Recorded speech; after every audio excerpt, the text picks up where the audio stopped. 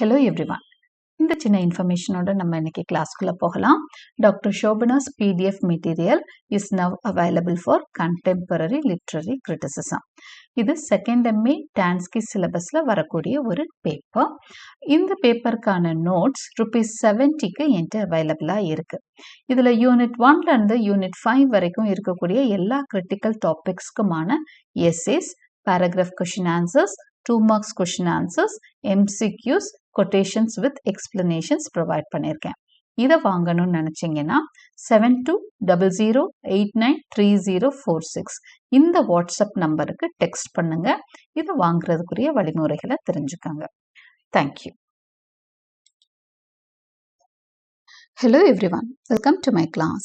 இன்னைக்கு கிளாஸ்ல நாம பார்க்க போற topic Archetypes of Literature written by Northrop Frye. So இது பார்த்தீங்க அப்படின்னு சொன்னால் PGTRBக்கும் ப்ரிஸ்கிரைப் ஆகிருக்கு. அதே மாதிரி நியூ சிலபஸ் செகண்ட் MA ஸ்டூடெண்ட்ஸ்க்கும் ப்ரிஸ்கிரைப் ஆகிருக்கு. ஸோ PGTRBயில் பிரின்சிபல்ஸ் ஆஃப் லிட்ரரி கிரிட்டிசிசம் அப்படிங்கிற பேப்பர்லையும், செகண்ட் MAக்கு கண்டெம்பரரி லிட்ரரி தியரிஸ் அப்படிங்கிற பேப்பர்லையும் ப்ரிஸ்கிரைப் ஆகிருக்க ஒரு கிரிட்டிக்கல் தியரி தான், கிரிட்டிக்கல் பீஸ் தான் archetypes of literature written by Northrop Frye. Before entering into the class, a kind request. நம்ம சேனல் இன்னும் சப்ஸ்கிரைப் பண்ணலைன்னா சப்ஸ்கிரைப் பண்ணுங்க, உங்க ஃப்ரெண்ட்ஸ்க்கும் ஷேர் பண்ணுங்க, சஜஸ்ட் பண்ணுங்க. தேங்க்யூ.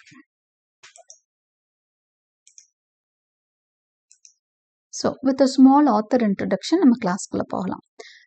Northrop Frye, இவரோட ஃபுல் நேம் பார்த்தீங்கன்னா Herman Northrop Frye. He was born on July 14, 1912 and he died on January 23, 1991. He was a Canadian literary critic. So Canada நாட்டை சேர்ந்தவர் and a literary theorist. He is considered one of the most influential of the 20th century. 20th century literary criticsல ரொம்பவே இன்ஃப்ளூயன்ஷியலான, ரொம்பவே மிகவும் புகழ் வாய்ந்த ஒரு critic தான் Northrop Frye. So Frye gained international fame with his first book, Fearful Symmetry, a study of William Blake. So அவரோட first புக்கே வந்து ரொம்ப நல்ல ரீச் கொடுத்தது, நல்லாவே ரொம்ப புகழ்பெற்ற ஒரு புக்காக இருந்தது. அது name of the book is fearful symmetry, a study of William Blake. இதுதான் அந்த புக்கோட நேமு. இது வந்து வில்லியம் பிளேக் போம்ஸ் பற்றிய ஒரு ஆராய்ச்சி தான் இந்த ஃபியர்ஃபுல் சிம்மெட்ரின்ற இந்த புக்கு. ஸோ இது பார்த்தீங்கன்னா 1947 பப்ளிஷ் ஆச்சு. His lasting reputation rest principally on the theory of literary criticism that he developed in anatomy of criticism 4 essays. சரி, அதுக்கப்புறம் அவர் முக்கியமாக எதுக்காக இன்னைக்கு பேசப்படுறாரு, இன்னைக்கு அவர் ஃபர்ஸ்ட் ஒர்க்கே ரொம்ப புகழ்பெற்றது அப்படின்னு சொன்னா கூட இன்னைக்கு Northrop Frye எதுக்கு நம்ம ஞாபகம் வச்சிருக்கோம்னா, இந்த ஆர்கிடைப்ஸை வந்து ஆர்கிடைப்ஸ் பற்றி அவர் எழுதின ஒரு ரொம்ப மிகப்பெரிய ஒரு புக்கு. அது என்னன்னா அனாட்டமி ஆஃப் கிரிட்டிசிசம் 4 essays வரக்கூடிய இந்த புக் வந்து ஒரு விலுமினஸ் புக், ரொம்பவே ரொம்ப புகழ்பெற்ற புக். இது வந்து பப்ளிஷ் ஆன டேட் பாருங்க 1957. இது அவரோட ரொம்ப இம்பார்ட்டண்ட்டான ஒரு செமினல் புக் அப்படின்னு சொல்லுவாங்க. அப்போ நம்ம இன்னைக்கு படிக்க போகிற ஆர்கிடைப்ஸ் ஆஃப் லிட்ரேச்சர் அப்படிங்கிறது இந்த அனாட்டமி ஆஃப் கிரிட்டிசிசம்க்கு முன்னாடியே வந்தது, ஒரு ப்ரிகர்சர் எஸ்ஸே தான், முன்னாடியே வந்த எஸ்ஸே தான் இது. இதுல வந்து பேசிக்ஸ் ஆஃப் ஆர்கிடைப்ஸ் இருக்கும், பேசிக்ஸ் எல்லாம் கொடுத்துருப்பாரு. அதை தெளிவாக வந்து அனாட்டமி ஆஃப் கிரிட்டிசிசம்ல ஃபுல் டீட்டெயில்டா அவர் வந்து டிஸ்கஸ் பண்ணியிருப்பார். Okay, so anatomy of criticism தான் இவரோட ரொம்ப famous essay. It is one of the most important works of literary theory publish in the 20th century. So archetypal கிரிட்டிசிசம்னாலே இதை படித்தா நல்லா புரியுன்ற அளவுக்கு அந்த புக் வந்து ரொம்ப ஃபேமஸான புக். இப்போ நம்ம let us know what is ஆர்கிடைப். நம்மளோட சேனல்லே ஆல்ரெடி ஆர்கிடைப்ஸ் பற்றி 2 எபிசோட்ஸ் பார்த்துருக்கோம். ஒன்று நம்ம Northrop Fryeயோட அனாட்டமி ஆஃப் கிரிட்டிசிசமே ஆர்கிடைப்பல் கிரிட்டிசிசமில் டிஸ்கஸ் பண்ணியிருக்கோம். Apart from that archetypal approach to ஷேக்ஸ்பியரும் பார்த்துருக்கோம். ஓகே, ஸோ இன்னைக்கு நம்ம பார்க்க போகிறது ஆர்கிடைப்பல் the archetypes of literature. அதுதான் இன்னைக்கு topic. Okay, so let us first know what is an archetype. ஆர்கிடைப்னா முதல் என்னன்னு தெரிஞ்சுக்கலாம். இது வந்து ஒரு கிரீக் வேர்ட். முதல் வேர்டுக்கான அந்த மீனிங் பார்க்கலாம். ஆர்கிடைப் is a Greek word. Arche means beginning and typo means imprints model. Okay, ஆர்கின்னா பிகினிங், ஆரம்பம்னு அர்த்தம். டைப்புங்கிறது ஒரு மாடல், ஒரு மாதிரின்னு அர்த்தம். இப்போ ஆரம்ப கால மாதிரி தான் ஆர்கிடைப், அதாவது a beginning model is archetype. இப்போ எல்லா கதைகளுக்கும் லிட்ரேச்சரில் இது எப்படி பொருத்தி பார்க்குறதுனா எல்லா கதைகள் இன்னைக்கு வர எல்லா கதைகளுக்கும் ஒரு ஆரம்ப கால மாதிரி இருக்கும்னு சொல்கிறது தான் ஆர்கிடைப்பல் கிரிட்டிசிசம். இப்போ பாருங்கள், ஆர்கிடைப்பல் கிரிட்டிசிசம் பற்றி சொல்லியிருக்காங்க அடுத்த இதில். இதெல்லாமே இன்ட்ரோடக்ஷனாக தான் நான் கொடுக்குறேன், இன்னும் நம்ம இது சம்மரிக்குள்ளே போகலை. Okay, archetypal criticism is a type of analytical theory that interprets a text by focusing on recurring myths and archetypes in the narrative designs, symbols, images and characters. So archetypal criticism அப்படிங்கிறது வந்து ஒரு analytical theory. analytical ஒரு ஆராய்ச்சி பண்ணுற ஒரு theory தான். எதை பற்றி? இட் இன்டர்பிரட்ஸ் எ டெக்ஸ்ட், ஒரு லிட்ரரி ஒர்க்கை வந்து என்ன பண்ணும் அப்படின்னா புரிஞ்சுக்க ட்ரை பண்ணும். By focusing on recurring myths and archetypes இந்த narrative design, symbols, images and characters. ஒரு டெக்ஸ்டில் இருக்கக்கூடிய கதை. ஃபார் எக்ஸாம்பிள் பார்த்தீங்க அப்படின்னு சொன்னால் நிறைய கதைகள் இப்போ ஃப்ரெண்ட்ஷிப் பற்றி ஏதோ பேசுது அப்படின்னு சொன்னால் இதுக்கான ஆர்கிடைப்னு எங்கே போவாங்க? இப்போ இந்தியன் லிட்ரேச்சரில் பார்த்தீங்க அப்படின்னு சொன்னால் கர்ணன் துரியோதனன் கதைக்கு போவாங்க. அதே மாதிரி லவ்வர்ஸ் கஷ்டப்படுறது, இந்த மாதிரி விஷயங்கள்லாம் வந்து ஒரு பழைய கால கதைகள் தான். ரோமியோ ஜூலியட்லேருந்து வந்திருக்கும், இல்லைன்னா லைலா மஜ்னுலேருந்து வந்திருக்கும். இந்த அமராவதி, அம்பிகாபதி, இந்த மாதிரி வந்து நிறைய காதல் கதைகள் இருக்கும். இதெல்லாம் தான் என்னது அப்படின்னா ஆரம்ப கால மாடல்ஸ். அதை வச்சு தான் இன்றைக்கும் என்ன ஆகும்? ரிக்கர் ஆகிட்டே இருக்கும், திரும்ப திரும்ப வர்ற ஸ்டோரிஸ் தான். அதுதான் வந்து ஆர்கிடைப்பல் லிட்டரரி கிரிட்டிசம். அப்போ கதையில் அது எப்படி இருக்குன்றது நரேட்டிவ் டிசைனில் பார்ப்பாங்க. சிம்பிள்ஸ், நிறைய சிம்பிள்ஸே வந்து என்ன பண்ணும் அப்படின்னா ஆர்கிடைப்பல்ஸ் தான். ஃபார் எக்ஸாம்பிள் இப்போ பார்த்தீங்கன்னா சிம்பிள்ஸ்லேயே பார்த்தீங்க அப்படின்னு சொன்னால் கலர்ஸ் இருக்குது. ரெட் கலர்னால் நம்ம ஒரு ரெட் கலரை காமிச்சாங்க அப்படின்னு சொன்னாலே ரெட்டுக்கு என்ன அர்த்தம்? ஒரு டெரிஃபிக்கானது. ரெட்டுனா டேஞ்சர் அப்படின்னு, ஒயிட்னா ஒரு மென்மையான ஒரு என்ன சொல்லுவோம் பீஸ்க்கெல்லாம் யூஸ் பண்ணுறது. இந்த சிம்பிள்ஸ், இமேஜஸ் எல்லாம் இந்த மாதிரி கொடுப்பாங்க. கேரக்டர்ஸுமே என்னதுன்னா ஆர்கிடைப்பலாக இருக்கும். பொதுவாக வந்து ஒரு தங்கச்சி கேரக்டர்னு தமிழ் சினிமாவில் பார்த்தீங்கன்னா பெரும்பாலும் ஹீரோவோட தங்கச்சியை வந்து யாராவது மோசம் பண்ணிடுவாங்க, இல்லை கொண்டுருவாங்க, அதனால அண்ணன் வந்து பழி வாங்குவார். இந்த மாதிரி கேரக்டர்ஸ் கூட ரிப்பீட்டடாக வரும். ஓகே, ஸோ இதுதான் ஆர்கிடைப்பல் லிட்டரரி கிரிட்டிசிசம்.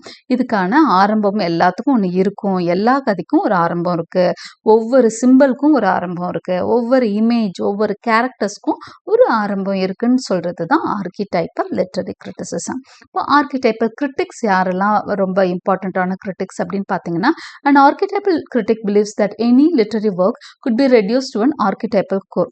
அப்போ ஒரு ஆர்கிடைப்பல் கிரிட்டிக்ங்கிறவர் யாரு? எல்லா கதையும் ஆர்கிடைப்பல்குள்ளே கொண்டு வந்துடலான்னு சொல்றவர் தான் ஆர்கிடைப்பல் கிரிட்டிக். ஸோ இதில் ஃபேமஸான கிரிட்டிக்ஸ் அப்படின்னு சொன்னீங்கன்னா G Wilson Knight, Robert Graves, Philip Wheelwright, Richard Chase, Leslie Fiedler, Joseph Campbell, இவங்கெல்லாம் ரொம்ப ஃபேமஸான archetypal critics. Okay, so next பாருங்க important works on archetypal criticism. archetypal criticismல வந்து ரொம்ப இம்பார்ட்டண்ட்டான ஒர்க்ஸ் அப்படின்னு சொல்லி பார்த்தீங்கன்னா மாட் பாட்கின்ஸ் archetypal patterns in poetry. இவரோட இந்த ஒர்க் வந்து நம்ம நார்த்ரப் ஃப்ரையோட ஒர்க்குக்கு முன்னாடியே வந்தது. she applied Carl Jung's theories about the collective unconscious archetypes and primordial images to literature. இவங்க வந்து கார்ல் யுங்கோட தியரி, அவர் வந்து சைக்கோ அனாலிட்டிக்கல் லிட்ரரி கிரிட்டிக், அவரோட தியரிஸை யூஸ் பண்ணி அவங்க புக்ஸை வந்து அப்போவே ஆரம்பத்திலே ஆர்கிடைப்ஸ் பற்றி ஒரு ஐடியா கொடுத்தவங்க மாட் பாட்கின். அடுத்து the archetypes of literature is Northrop Frye's precursor essay to anatomy of criticism. இப்போ நார்த்ரப் ஃப்ரை வந்து 2 எஸ்ஸே, முக்கியமான எஸ்ஸே எழுதியிருக்காரு. ஒன்று அனாட்டமி ஆஃப் கிரிட்டிசிசம், இதுதான் ரொம்ப ஃபேமஸ்ன்னு சொன்னேன். அதுக்கு முன்னாடி தான் நம்ம இப்போ படிக்க போகிற ஆர்கிடைப்ஸ் ஆஃப் லிட்ரேச்சர் அப்படிங்கிற இந்த எஸ்ஸே. இது வந்து இன்னைக்கு நம்ம படிக்க போகிறது. இதை விட பெட்டராக அவர் வந்து இதை வந்து இதில் பேசிக்ஸ் தான் இருக்குது ஆர்கிடைப்ஸ் பற்றி. இது ரொம்பவே டீட்டெயில்டாக அவர் எந்த புக்கில் கொடுத்துருக்காருன்னா அனாட்டமி ஆஃப் கிரிட்டிசிசமில் கொடுத்துருக்காரு. Okay, so anatomy of criticism is a seminal essay, ரொம்ப இன்ஃப்ளூயன்ஷியல் எஸ்ஸே தான் anatomy of criticism. Okay, in which he attempts to formulate and overall view of the scope, theory, principles and techniques of archetypal literary criticism. So அதோட full டெஃபினிஷனோ theory, principles எல்லாமே வந்து எதில் கொடுத்துருக்காரு அப்படின்னா anatomy of கிரிட்டிசிசம்ல தான் fry கொடுத்துருக்காரு. So நம்ம இன்னைக்கு படிக்க போகிறது ஆர்கிடைப்ஸ் ஆஃப் லிட்ரேச்சர். அதோட சம்மரி. ஸோ இங்கே தான் நம்ம என்ன பண்ணுறோம் அப்படின்னு சொன்னால், நம்ம வந்து இந்த புக்கோட இதுக்கு வரப்போகிறோம், சம்மரிக்கு வரப்போகிறோம். இது வரைக்கும் ஒரு இன்ட்ரடக்ஷன், ஆர்கிடைப்ஸ்னால் என்னன்றதை ஒரு பேசிக்காக நம்ம தெரிஞ்சிட்டோம். Okay, the essay the archetypes of literature critically analysis literature against the backdrop of rituals and myths. அப்போ ஆர்கிடைப்ஸ் ஆஃப் லிட்ரேச்சர் அப்படிங்கிற இந்த எஸ்ஸே வந்து என்ன பண்ணுது அப்படின்னா, அனலைஸ் பண்ணுது லிட்ரரி ஒர்க்கை எது வச்சு, ரிச்சுவல்ஸ் வச்சும் மித்ஸ் வச்சும் ஒர்க் அனலைஸ் பண்ணுது. அதாவது பழங்கால கதைகள், மித்ஸ்னா என்ன, பழைய கதைகள், சம்பிரதாயங்கள், இதை ஒட்டி தான் என்ன இருக்கும், எந்த ஒரு லிட்ரேச்சரும் அமைஞ்சிருக்கும்னு சொல்றது தான் archetypes of literature. Okay, archetypal criticism is a theory that interprets a literary text by focusing on recurring myths and archetypes in narrative design, symbols, images and character types to find meaning. So இது நம்ம already பார்த்ததுதான். பொதுவாக ஆர்கிடைப்ஸ்னா என்னன்றதை பார்த்துட்டோம். இப்போ வந்து fry சொல்ற விஷயங்களையும் படிச்சுட்டே வர்றோம். ஓகே, இதுவும் அவர் சொல்லியிருக்காரு. அப்போ ஆர்கிடைப்பல் கிரிட்டிசிசம்ங்கிறது என்ன தியரி அப்படின்னு சொன்னா, ஒரு லிட்ரரி டெக்ஸ்ட்டை என்ன பண்ணுது அப்படின்னு சொன்னா, ஃபோக்கஸ் பண்ணி பார்க்குது. எதெல்லாம் வச்சு, மித்ஸ் வச்சு, மித்ஸோட அது எப்படி வந்து ரிலேட் ஆகிருக்கு, ரிக்கரிங் மித்ஸ், அதாவது பழைய கதைகளில் இருந்து தான் கதைகள் இதுலேயும் சொல்லப்பட்டிருக்கும். கண்டிப்பாக ஏதாவது ஒரு விஷயம் பழைய கதைகள்லேருந்து எடுக்கப்பட்டதா இருக்கும்னு சொல்லும். ஸோ அதுலேருந்து நரேட்டிவ் டிசைன்ஸ் அப்படி இருக்கும். அதே மாதிரி சிம்பிள்ஸ், இமேஜஸ், நான் சொன்னேன் இல்லையா, கலரு, க்ரீனரி, ஒவ்வொன்றுக்கும் இருட்டை காமிச்சா என்ன, சன்ரைஸ் காமிச்சா வந்து ஒரு நியூ பர்த், சன்செட் காமிச்சா என்ன பண்ணோன்னா டெத்துன்னு அர்த்தம். ஸோ இந்த மாதிரி நிறைய விஷயங்கள் வந்து நம்மளுக்கு என்ன ஆகும் அப்படின்னு சொன்னால், 2 ஃப்ளவர்ஸை காமிக்கிறாங்க, இல்லை 2 டக்ஸ் மூவ் ஆகுது அப்படின்னு சொன்னால் லவ்வர்ஸை சொல்கிற இமேஜ், இந்த மாதிரி நிறைய விஷயங்கள் இருக்கும். ஓகே, ஸோ இது எல்லாமே சிம்பிள்ஸ், இதுக்கு எல்லாமே முன்மாதிரிகள் இருக்கும். அதை தான் ஃபாலோ பண்ணிட்டு இருக்காங்கன்னு சொல்கிறது தான் archetypal criticism. Archetypal criticism is a synthesis of structural criticism and historical criticism. So அவர் மேற்கொண்டு என்ன சொல்கிறாருன்னா, ஆர்கிடைப்பல் கிரிட்டிசிசம் வந்து ஒரு கலவை தான். ஸ்ட்ரக்சரல் கிரிட்டிசிசமும் ஹிஸ்டாரிக்கல் கிரிட்டிசிசமும் சேர்ந்தது தான் ஆர்கிடைப்பல் கிரிட்டிசிசம் அப்படின்னு சொல்கிறாரு. ஸ்ட்ரக்சரல் கிரிட்டிசிசம் வந்து நம்ம தனியாக படிக்கலாம். ஸ்ட்ரக்சரல் கிரிட்டிசிசம்னா எல்லா ஸ்டோரிஸ்க்கும் ஒரு ஸ்ட்ரக்சர் இருக்குது அப்படின்னு சொல்கிறது தான் ஸ்ட்ரக்சரல் கிரிட்டிசிசம். ஹிஸ்டாரிக்கல் அப்படின்னா சம்திங் ஓல்டு. ஓகே, அந்த ஒருத்தரோட அந்த ஹிஸ்டாரிக் ரிலேட்டான விஷயங்கள்லையும் கதையில் வெளிப்படும்னு சொல்கிறது தான் historical criticism. Fry says that the author should maintain objectivity in his creative work. Fry என்ன சொல்றாரு அவரோட ஒர்க்ல அப்படின்னு சொன்னா, ஒரு ஆத்தர் வந்து ஒரு கதையோ எதோ எழுதினாலும் தன்னை வந்து ஒரு சப்ஜெக்டை அங்கே மாற்றிக்க கூடாது, தன்னை அதில் வெளிப்படுத்தக்கூடாதுன்னு சொல்லுவார். இப்போ நிறைய ஆத்தர்ஸ் என்ன பண்ணுவாங்கன்னா, அவங்களோட பிரச்சனைகளை வந்து அவங்களோட கதைகளில் சொல்ல ஆரம்பிச்சிருவாங்க. அப்படி இருக்கக்கூடாது, ஆப்ஜெக்டிவாக தான் இருக்கணும் ஒரு ஆத்தர். அப்ஜெக்டிவா அப்படின்னா 3வது மனுஷனாக இருந்து தான் கதையை சொல்லணும்னு சொல்கிறது. அப்சல்யூட் அப்ஜெக்டிவிட்டி இருக்கணும்னு சொல்கிறது. சப்ஜெக்டிவாக இருக்கிறதுனா அந்த கதைக்குள்ளே தானும் உள்ளே போகிறது தான் வந்து சப்ஜெக்டிவிட்டி. ஆனால் ஃப்ரை என்ன சொல்கிறாருன்னா, author should maintain objectivity, absolute objectivity in his creative work அப்படின்னு சொல்லியிருப்பார். He calls the author as a human medium for the art. அவரை பொறுத்த வரைக்கும் ஆத்தருங்கிறவர் ஒரு மீடியம் தான். இவர் மூலமா ஒரு கலை வந்து உலகத்துக்கு வருது, அவ்வளோதான். ஓகே, ஸோ அவர் என்ன பண்ணிக்க கூடாது, தன்னோட பர்சனல் இன்ட்ரெஸ்ட்ஸை கதைக்குள்ள வெளிப்படுத்தக்கூடாது. அவர் மூலமா ஒரு படைப்பு வெளியாகுது. So he is just a medium for the art அப்படிங்கிறார். Frye gives importance to the structural analysis of a work. This is called a centripetal analysis. Structural அனாலிசிஸ்க்கு நான் சொன்னேன் இல்லையா, ஸ்ட்ரக்சர் இருக்குன்னு சொல்றது தான் ஸ்ட்ரக்சரல் அனாலிசிஸ். ஸோ இதுக்கும் இம்பார்ட்டன்ஸ் கொடுப்பாரு. இதுக்கு இந்த அனாலிசிஸ்க்கு பேரு centripetal analysis. Frye insists that the writer's historic or biographical informations are irrelevant. So historic, அதாவது அதுதான் சப்ஜெக்டிவிட்டிங்கிறது. சப்ஜெக்டிவ் ஒரு ஆத்தரோட பர்சனல் இன்ட்ரெஸ்ட், பயோகிராஃபிக்கல் அப்படின்னு சொன்னால் அவரோட பர்சனல் இன்ட்ரெஸ்ட்டை வெளிப்படுத்துறது. கீட்ஸோட ஒர்க்ஸே வந்து பயோகிராஃபிக்கலாக தான் இருக்கும்னு சொல்வோம் நம்ம. ஓகே, அவரே வந்து நிறைய இடத்துல என்ன பண்ணுவார், நிறைய அவரோட பிரச்சனைகளை வந்து தெரியாமல் வெளிப்படுத்தியிருப்பார். Okay, so Frye insists that the writer's historic, அவங்க வாழ்ந்த பீரியட் பீரியட்ல நடந்த சம்பவங்களையும் வெளிப்படுத்தக்கூடாது, பயோகிராபிக்கலா அதாவது அவரோட லைஃப்ல நடந்த விஷயங்களையும் வெளிப்படுத்தக்கூடாதுன்னு தான் ஃப்ரை சொல்றார். At the same time, Freud says that the literary work should not be studied in isolation of other works because they are all part of a whole. Okay, அது இதெல்லாம் ஸ்ட்ரக்சரலிசம்ல வர விஷயங்கள் தான். ஃப்ரை என்ன சொல்றாருன்னா, லிட்ரரி ஒர்க் அப்படிங்கிறது வந்து அதாவது ஒருத்தர் வந்து தன்னோட சப்ஜெக்டிவிட்டியை வெளிப்படுத்தக்கூடாது அப்படின்னு சொன்னாலும் அதே சமயம் ஒரு ஒர்க்குங்கிறத வந்து தனிப்பட்ட முறையில் படிக்க முடியாது. It is a part of the whole. லிட்ரேச்சர்ல ஒரு பார்ட்டாக தான் நம்ம படிக்க முடியும் ஒரு லிட்ரரி ஒர்க்கை, அதுதான் சொல்றார். ஓகே, இந்த லாஸ்ட் பாயிண்ட் இல்லை, வாட் இஸ் லிட்ரரி கிரிட்டிசம், ஒரு ஆர்கிடைப்பல் லிட்ரரி கிரிட்டிசம்கான ஒரு சின்ன டெஃபினேஷன் கொடுத்துருக்காரு. அடுத்ததா இண்டக்டிவ் அப்ரோச்னு ஒரு அப்ரோச் பத்தி பேசுறாரு. Frye uses inductive approach in his theory. Okay, அவர் வந்து இதை இண்டக்டிவ் அப்ரோச்சை தான் யூஸ் பண்ணணும் அப்படின்னு சொல்றாரு. This is from particular truths he draws forth general truths. இப்போ அதாவது என்ன இந்த இண்டக்டிவ் அப்ரோச்னா என்ன அப்படின்னு சொன்னா, பர்டிகுலர் ட்ரூத்ல இருந்து ஜென்ரல் ட்ரூத்தை எடுக்கிறது தான் வந்து இண்டக்டிவ் ட்ரூத், இண்டக்டிவ் அப்ரோச் அப்படின்னு சொல்றாரு. ஒரு ஒர்க் இருக்கு அப்படின்னு சொன்னா, ஃபார் எக்ஸாம்பிள் ஒத்தெல்லோவை அவர் வந்து இது பண்றாரு, எக்ஸாம்பிளா காமிச்சு சொல்றாரு. In this play the particular truth is that jealousy makes Othello sorrowful. The general truth is that jealousy is always destructive. இப்போ ஒத்தெல்லோ அந்த கதையை படிச்சீங்கன்னா தெரியும், ஒத்தெல்லோ வந்து தன்னோட ஒய்ஃபை சந்தேகப்படுறாரு. அதனால அவரோட லைஃப் வந்து என்ன ஆயிடுது, ரொம்பவே சாரோஃபுல்லா ஆயிடுது. அவருக்கு ரொம்ப ஜெலசி இருக்கு, கேஷியஸ் மேல ஜெலஸ், அதனால ஒய்ஃப் மேல சந்தேகம். இதோட ரிசல்ட் என்ன, அவரோட டிஸ்ட்ரக்ஷன், அவரோட அழிவுக்கு காரணமாயிடுது. அவருக்கு பெரிய சாரோ வருது. ஸோ இது வந்து பர்டிகுலர் ட்ரூத், ஒத்தெல்லோவோட தனிப்பட்ட கதை. இதை என்ன பண்றது, இதுல இருந்து அப்படியே ஜெனரல் ட்ரூத் கனெக்ட் ஆகுது. அவர் ஜெலசியா இருந்து அழிஞ்சு போனார் அப்படின்னா, இப்ப இந்த ஜெலசிங்கிற அந்த ட்ரூத் என்ன ஆகுதுன்னா ஜெனரல் ட்ரூத்தோட லிங்க் ஆகுது. ஜெனரல் ட்ரூத் என்ன, ஜெலசி இருக்கிறவன் அழிஞ்சு போவாங்கிறது தான் ஜெனரல் ட்ரூத். ஓகே, பொறாமப்படுறவன் சந்தேகப்படுறவன் அழிஞ்சு போயிடுமா அப்படிங்கிறது ஜெனரல் ட்ரூத். இப்போ பர்டிகுலர் ட்ரூத்ல இருந்து எந்த விஷயத்தை டிரைவ் பண்றோம், ஜெனரல் ட்ரூத்தை டிரைவ் பண்றோம். ஓகே, இதுதான் இண்டக்டிவ் அப்ரோச். இன்னொரு அப்ரோச் இருக்கு, இது டிடக்டிவ் அப்ரோச். இது வந்து ஜெனரல் ட்ரூத்ல இருந்து என்ன பர்டிகுலர் ட்ரூத்துக்கு வர்றது. அதை வந்து நம்ம ஆத்தர் வந்து ஃப்ரை வந்து இன்சிஸ்ட் பண்ணல. The other is the deductive approach, நான் சொன்னேன் இல்லையா, அது in which the critic establishes meaning of a work from the general to particular. எப்படி ஆப்போசிட்டா, எப்படி பர்டிகுலர்ல இருந்து ஜெனரல் ட்ரூத் டிரைவ் பண்ணாங்களோ ஒத்தெல்லோல, அது மாதிரி இல்லாம ஜெனரல்ல இருந்து பர்டிகுலர் டிரைவ் பண்றதுதான் டிடக்டிவ் அப்ரோச்னு சொல்றாரு.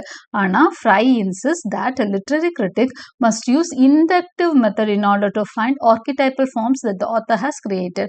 So ஃப்ரை என்ன சொல்றாரு அப்படின்னு சொன்னா, இண்டக்டிவ் அப்ரோச் தான் யூஸ் பண்ணணும் ஒரு ஆத்தர் அப்படின்னு சொல்லி அட்வைஸ் பண்றாரு. அடுத்ததா இந்த புக்ல வேற என்ன அவர் சொல்லியிருக்காரு அப்படின்னா, நேச்சுரல் பேட்டர்ன்ஸ் இன் நேச்சர், அதாவது நேச்சரை, இயற்கையே மனுஷனுக்கு நிறைய விஷயத்த சொல்லி கொடுக்குதுன்னு சொல்றாரு.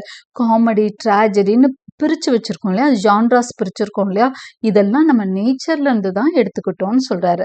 Fry says that myths are created from natural patterns. இயற்கையோட அந்த அமைப்புகள்ல இருந்து தான் நம்ம என்ன பண்ணியிருக்கோம், மித்ஸ் எல்லாம் உருவாயிருக்கு. மித்ஸ் என்னோ அப்படியே எங்க இருந்தோ வந்தெல்லாம் உட்கார்ல, இயற்கை தான் நமக்கு சொல்லி தந்ததுன்னு சொல்றாரு. இன் திஸ் லிட்ரரி யூனிவர்ஸ், அதனால அவர் என்ன சொல்றாரு, யூனிவர்சல் லிட்ரரி யூனிவர்ஸ் தான்றாரு. There are 4 radical myths that correspondent to the 4 seasons in the cycle of the natural world. இப்போ 4 விதமான கதைகள் இருக்கு, 4 சீசனுக்கு அதை வந்து என்ன பண்றாருன்னா கம்பேர் பண்றாரு. எப்படின்னா 4 சீசன் உங்களுக்கு தெரியும், spring, summer, autumn and winter. இந்த 4 சீசனுக்கும் ஒவ்வொரு மேஜர் ஜான்ரா, 4 ஜான்ரா இருக்கான், மேஜர் ஜான்ரா லிட்ரேச்சர்ல. இந்த 4 ஜான்ராவும் 4 சீசனோட கம்பேர் பண்றாரு. காமெடியை ஸ்ப்ரிங்கோடையும், ரொமான்ஸை சம்மரோடையும், ட்ராஜடியை ஆட்டமோடையும், சட்டையரை விண்டரோடையும் கம்பேர் பண்ணுறார். So all the 4 genres comedy, romance, tragedy and satire are compared to the 4 seasons of the universe. Okay, இந்த உலகத்தில் இருக்கக்கூடிய அந்த நேச்சுரல் சைக்கிள் இருக்கு இல்லையா, மாறி மாறி இந்த 4 சைக்கிளும் வரும், ஸ்ப்ரிங், சம்மர், ஆட்டம், வின்டர். இதோட இந்த 4 ஜான்ராவையும் கம்பேர் பண்ணுறார். இந்த கிரிட் எப்படி போகுது, இந்த சுற்று எப்படி போகுதுன்றதை நம்ம பார்க்கலாம். ஃபர்ஸ்ட் வந்து 2 பேசிக் கேட்டகரிஸ்னு 2 பிரிக்கிறார், காமெடிக், ட்ராஜிக் அப்படின்னு சொல்றாரு. ஃப்ரையோட ஃப்ரேம் ஒர்க் தான் இதெல்லாம். இதை வந்து என்ன சொல்றாரு, மித்தோஸ் கிரிட்னு சொல்றாரு. இந்த மித்தோ கிரிட் ஒரு வளைவு மாதிரி போட்டு அது எப்படி சுத்தி வருதுன்றத காமிக்கிறாரு. காமெடிக், ட்ராஜடிக்னு முதல் பேசிக்கா 2 பிரிக்கிறாரு. Each category is further subdivided into 2 categories. முதல் காமெடிக், ட்ராஜிக்னு பிரிச்சுட்டாரா, இந்த காமெடிக்கை 2ஆ பிரிக்கிறாரு. காமெடி, ரொமான்ஸ் அப்படின்னு பிரிக்கிறாரு. ட்ராஜிக்கை 2ஆ பிரிக்கிறாரு.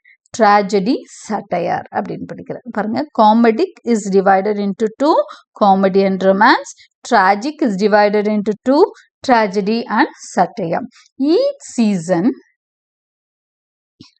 Each season is aligned with a literary genre. இப்போ நம்ம ஆல்ரெடி பார்த்தோம், comedy spring, romance summer, tragedy autumn, satire winter அப்படிங்கிறத பார்த்தோம். இப்போ ஏன் இப்படி கம்பேர் பண்ணியிருக்காருங்கிறத தெரிஞ்சுக்கலாம். Comedy is compared with spring because the birth of the hero symbolises revival and resurrection. Comedy அப்படிங்கிறது வந்து என்ன அப்படின்னு சொன்னால், ஒரு ஹீரோ பிறக்கிறது. காமெடினா ஹாப்பியாக முடிகிற எல்லா ஒரு ட்ராமாவையும் காமெடின்னு சொல்லுவோம். கெட்டவங்களெல்லாம் அழிச்சு ஒரு ஹீரோ பிறக்கிறார்.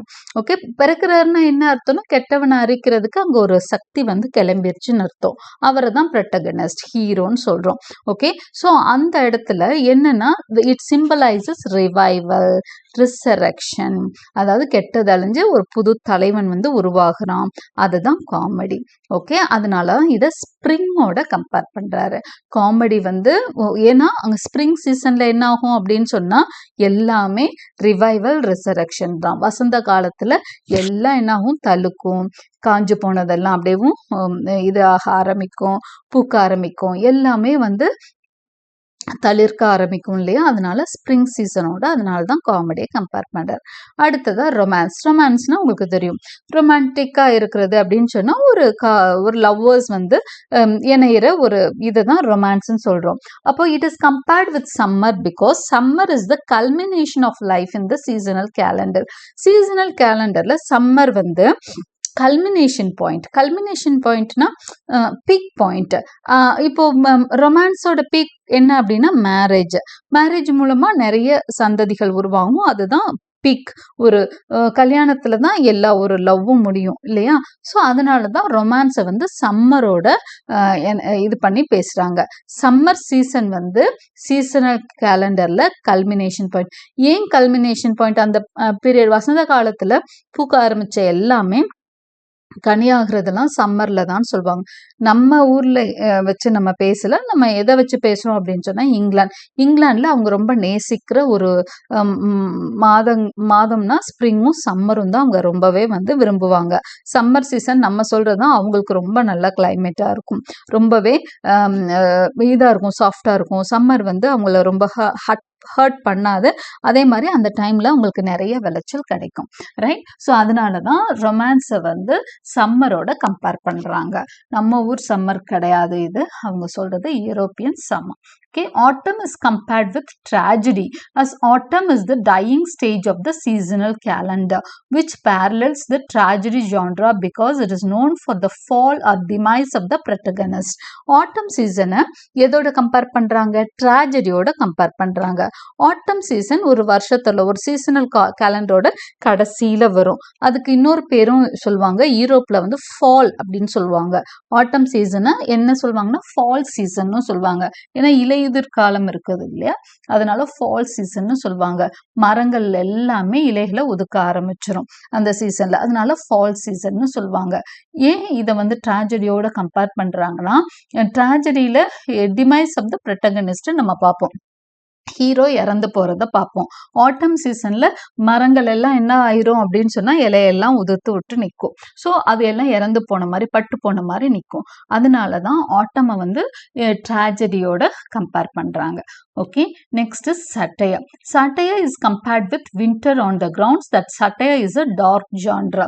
சட்டையரை ஏன் வந்து வின்டரோட கம்பேர் பண்ணுறாங்க அப்படின்னா சட்டையர் வந்து டார்க் ஜான்ரா. வின்டர் சீசன் பொதுவாகவே ஒரு பளிச்சுனே இருக்காது, ஒரு மாதிரி இருக்கும். நம்ம ஊர்லேயே அப்படி இருக்கிறப்போ யூரோப்பியன் கண்ட்ரீஸில் சுத்தமாக அவங்களுக்கு சன்னே தெரியாது, எந்நேரம் இருட்டாகவே இருக்கும்.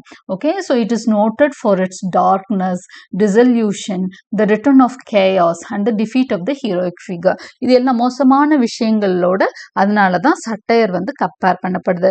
சட்டையர்னா என்ன? நையாண்டி சித்திரம். நையாண்டி சித்திரத்தினால என்ன நடக்கும் அப்படின்னு சொன்னால் எந்த ஒரு பெரிய ஹாப்பினஸும் யாருக்கும் கிடைக்க போறதில்ல.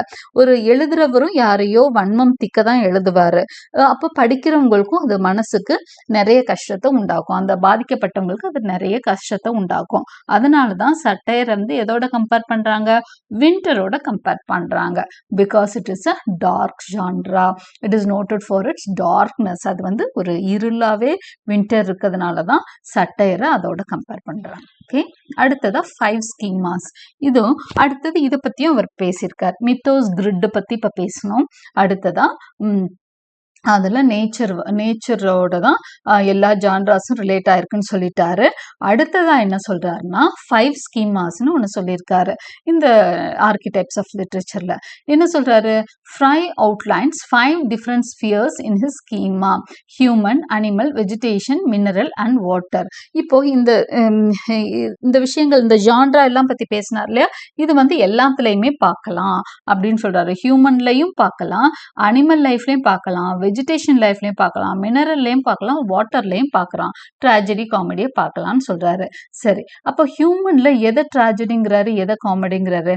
Community centred are comedic, world of isolation, tyranny are tragic.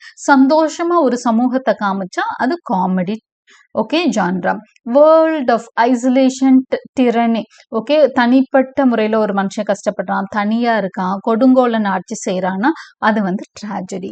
அதே மாதிரி அனிமல் லைஃப்ல பாத்தீங்கன்னா ஷீப், டியர் எல்லாம் காமெடிக்காம். லயன் அண்ட் டைகர், வுல்ஸ், இந்த மாதிரி ப்ரிடேட்டரி அனிமல்ஸ் இருக்கு இல்லையா, ஹண்டிங் அனிமல்ஸ், இதெல்லாம் காமிச்சா அது வந்து ட்ராஜிக்கா. ஷீப், டியர், கவ் இந்த மாதிரி ரொம்ப சாஃப்டான டொசைல் வீக் அனிமல்ஸ் காமிச்சா காமெடிக்கா. வெஜிடேஷன்லையும் கார்டன், பார்க்ஸ் இதெல்லாம் காமெடிக்கா. வைல்டு ஃபாரஸ்ட் காமிக்கிறது, பேரன் லேண்ட்ஸ் காமிச்சா, பேரன் லேண்ட்ஸ்னா ஒண்ணுமே விளையாத பூமி. ஓகே, இதெல்லாம் பார்த்தீங்கன்னா ட்ராஜிக். ஓகே, ஸோ வெஜிடேஷன்லையும் ரெண்டா பிரிக்கிறாரு. Garden, parks are comedic, trees of wild forest, barren lands are tragic. Okay, so அடுத்ததான் மினரல்ஸ். மினரல்ஸ்ல சிட்டிஸ், டெம்பிள்ஸ், அதாவது இடங்கள்லயே கல், மண் இதெல்லாம் தான் மினரல்ஸ் வகையில சேர்க்கிறாரு. அப்போ சிட்டிஸ், டெம்பிள்ஸ், சிட்டிஸ் வந்து கட்டப்பட்டிருக்கு, நிறைய வீடுகள் கட்டப்பட்டிருக்கு, மாளிகைகள்லாம் இருக்கு.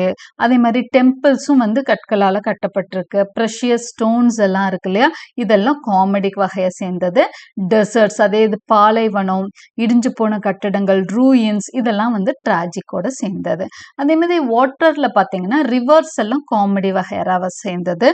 ரொம்ப ரோரிங்கா இருக்கு இல்லையா, சத்தமா ஒரு மாதிரி பயங்கரமா ஃபோர்ஸ்ஃபுல்லா இருக்குதெல்லாம் ட்ராஜிக். சீஸ், ஃப்ளட்ஸ் இதெல்லாம் வந்து ட்ராஜிக்.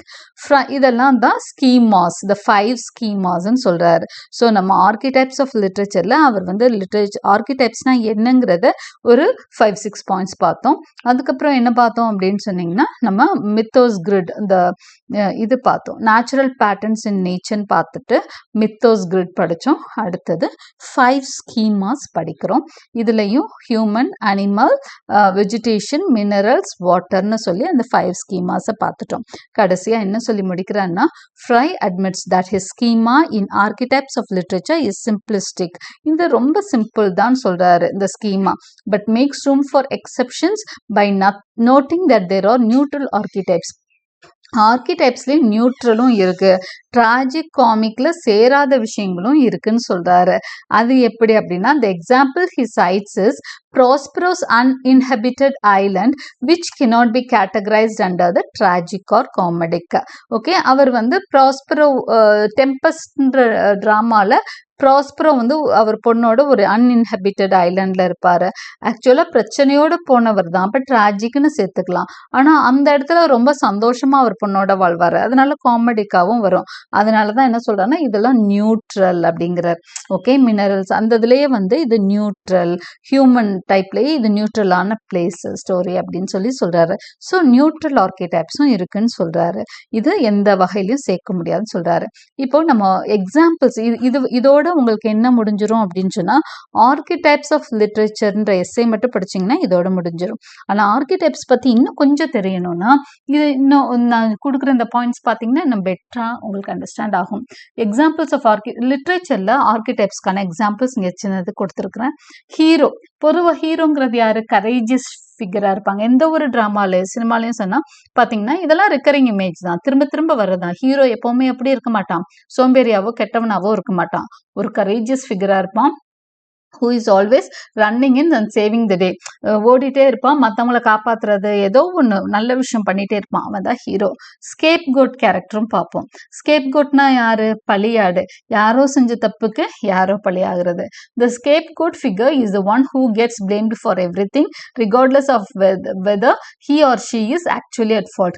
தப்பு செய்யறானோ இல்லையோ ஸ்கேப் கோட்டா ஒருத்தன் இருப்பான். Star crossed lovers. ஸ்டார் கிராஸ்னா இல் ஃபேட்டட் லவ்வர்ஸ், அதாவது லவ்வர்ஸை வந்து தேவையில்லாம எல்லாரும் எதிர்த்து அவங்க இறந்து போவாங்க. ஓகே, ரெண்டு பேரு அப்படியும் இல் ஃபேட்டட் தான், இல் டெஸ்டைன்ட். அவங்களுக்கு வந்து நேரம் சரியில்லாம போயிடும், அந்த லவ்வர்ஸ்க்கு அவங்களால சேர முடியாது. அதான் ஸ்டார் கிராஸ் லவ்வர்ஸ். இந்த கதைகளை நம்ம நிறைய கம் அக்ராஸ் பண்ணுவோம். கண்டிப்பா பேரண்ட்ஸ் வந்து அவங்களோட லவ்வை ஏத்துக்க மாட்டாங்க. This is the young couple join by love but unexpectedly parted by fate. இவங்க காதலால ஒன்று சேர்ந்தாலும் விதியினால என்ன ஆவாங்க? பிரிக்கப்படுவாங்க. For example Romeo and Juliet. இந்த மாதிரி லவ்வர்ஸ் நிறைய பார்ப்போம். அடுத்து த ஷ்ரூ. ஷ்ரூனா யாருன்னா கோபக்கார பெண்ணா. இது எப்படி பார்ப்போம் அப்படின்னு சொன்னா, that is that nagging bothersome wife always battering her husband with verbal abuse. வைஃபை திட்டிக்கிட்டு கொடுமைப்படுத்துற மாதிரி வைஃப் காமிப்பாங்க இல்லையா, அதுதான் the shrew. ஓகே, இதெல்லாம் ரிப்பீட்டடா நம்ம லிட்ரேச்சர்ல பார்க்கக்கூடிய கேரக்டர்ஸ். அதே மாதிரி இமேஜஸ் அண்ட் சிம்பிள்ஸ்ல வாட்டர். வாட்டர்ங்கிறது symbol of life, cleansing and rebirth. It is a strong life force and is often depicted as a living reasoning force. Okay, so வாட்டர்ங்கிறது லைஃப் தான். ஓகே, ஒரு உயிர் உருவாகிறது. சிலன்னு ஓடைய காமிச்சாங்கனாலே அந்த இடத்துல சந்தோஷம்னு அர்த்தம். சன்னுங்கிறது creative energy, thinking, enlightenment, wisdom, spiritual விஷனுக்கான சிம்பிள். அதே மாதிரி ரைசிங் சன்ங்கிறது பர்த், கிரியேஷன், என்லைட்டன்மெண்ட்கான சிம்பிள். செட்டிங் சன்னுங்கிறது டெத்துக்கான சிம்பிள். கலர்ஸ்ல பாருங்க, ரெட்டுனா என்னது? பிளட், சாக்ரிஃபைஸ், பேஷன், டிஸார்டர், இதெல்லாம் சிம்பிளைஸ் பண்ணும். கிரீன் வந்து growth, ஹோப், ஃபர்டிலிட்டி, இதெல்லாம் சிம்பிளைஸ் பண்ணுது. ப்ளூ வந்து highly positive, secure, tranquil, spiritual பியூரிட்டியை சிம்பிளைஸ் பண்ணும். பிளாக் கலர்னா டார்க்னஸ். பிளாக்னாலே இருட்டு தான், death, unknown, mystery, evil, melancholy, இதெல்லாம் பிளாக் வந்து காமிக்குது. ஓகே, அடுத்து ஒயிட் அப்படின்னா லைட், பியூரிட்டி, இன்னசென்ஸ். ஒயிட்னாலே அப்படியே இன்னசென்ஸ், அமைதி, இதெல்லாம் வந்து வெளிச்சம். ஓகே, பியூரிட்டியை சிம்பிள் பண்ணோம். அடுத்ததா எல்லோங்கிறது என்லைட்டன்மெண்ட், விஸ்டம். ஸோ இதெல்லாம் கலர்ஸ்க்கான இமேஜ், இது ரிக்கரிங் ஆர்கிடைப்பல் இமேஜஸ். ஓகே, ஸோ இதுதான் வந்து ஆர்கிடைப் லிட்ரேச்சர். ஸோ இது வரைக்கும் ஆக்சுவலாக இது வரைக்கும் தான் உங்களுக்கு எஸ்ஏ ஆர்கிடைப்ஸ் ஆஃப் லிட்ரேச்சர். இது ஃபார் ஃபர்தர் அண்டர்ஸ்டாண்டிங் தான் நான் கொடுத்துருந்தேன். Okay, hope you like my explanation. Like and subscribe my channel for more such videos. Press the bell icon for continuous notifications and thank you for watching.